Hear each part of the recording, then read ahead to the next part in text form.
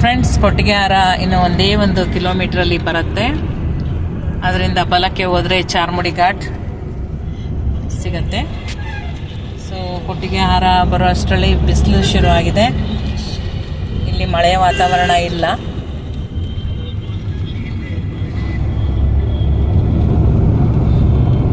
ಬಿಳಿ ಮೋಡಗಳು, ನೀಲಿ ಆಕಾಶ ಶುಭ್ರವಾಗಿ ಕಾಣ್ತಾ ಇದೆ.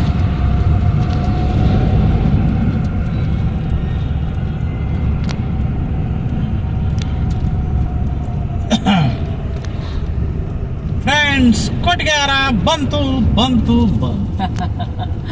ಕೊಟ್ಟಿಗೆಹಾರಕ್ಕೆ ಎಂಟ್ರಿ ಆದ್ವಿ ನಾವು. ಬಲಕ್ಕೆ ಹೋದರೆ ಧರ್ಮಸ್ಥಳ, ಚಾರ್ಮುಡಿ ಘಾಟ್, ಧರ್ಮಸ್ಥಳ ಎರಡಕ್ಕೆ ನಮ್ಮ ಪ್ರಯಾಣ.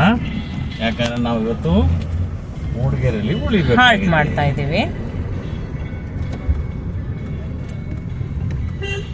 ನಾವಿಲ್ಲಿ ಬಂದಿದೀವಲ್ವಾ ಸರಿ, ಇಲ್ಲೇ ಹೋಟೆಲಲ್ಲಿ ಊಟ ಮಾಡೋಗಿದ್ವಲ್ಲ.